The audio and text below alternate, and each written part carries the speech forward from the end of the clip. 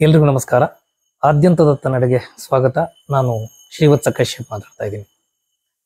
ಇವತ್ತು ಅಕ್ಷಯ ತೃತೀಯದ ಬಗ್ಗೆ ಮಾತಾಡ್ತಾ ಇದ್ದೀನಿ. ನೋಡಿ, ಅಕ್ಷಯ ತೃತೀಯದ ದಿವಸ ತುಂಬಾ ಜನ ಬಂಗಾರವನ್ನು ತಗೊಳ್ತಾರೆ, ಶುಭ ಕಾರ್ಯಗಳನ್ನ ಮಾಡ್ತಾರೆ. ಏನು ಕಾರ್ಯ ಮಾಡ್ತಾರೆ ಅದು ಶುಭ ಕಾರ್ಯಗಳನ್ನ ಮಾಡಿದ್ರೆ ಅದು ವೃದ್ಧಿ ಆಗುತ್ತೆ, ಪದೇ ಪದೇ ಮನೆಯಲ್ಲಿ ಶುಭ ಕಾರ್ಯಗಳು ನಡೆಯುತ್ತೆ ಅಂತ.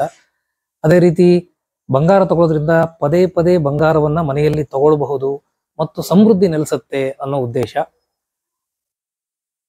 ಹಾಗೆ ಬಂಗಾರವನ್ನು ತಗೊಳ್ಬೇಕಾದ್ರೆ ಈಗ 1 ಗ್ರಾಮೋ 5 ಗ್ರಾಮೋ 10 ಗ್ರಾಮೋ ಅಥವಾ ಏನೋ ಒಂದು ಬಂಗಾರ ತಗೊಳ್ಬೇಕಾದ್ರೆ ಸಾಲ ಸೋಲ ಮಾಡಿ ಕಷ್ಟಪಟ್ಟು ಅಕ್ಷಯ ತೃತೀಯ ದಿನ ತಗೊಂಡ್ರೆ ಆ ಸಾಲ ಕೂಡ ವೃದ್ಧಿ ಆಗುತ್ತೆ. ಹಾಗಾಗಿ ಯಾವುದನ್ನು ಕಷ್ಟಪಟ್ಟು ಮನೆಗೆ ತರುವಂಥದ್ದು ಬೇಡ. 100 ರೂಪಾಯಿ 200 ರೂಪಾಯಿ ಬೇಡ, ಒಂದು 10 ರೂಪಾಯಿಂದು ಪ್ರತಿನಿತ್ಯ ಉಪಯೋಗಿಸುವಂತ ಯಾವುದಾದ್ರೂ ಒಂದು ವಸ್ತುವನ್ನ ಮನೆಗೆ ತಂದರೂ ಸಾಕು, ಅದು ಅಕ್ಷಯ ಆಗ್ತಾ ಬರುತ್ತೆ ಈ ವರ್ಷ ಪೂರ್ತಿ.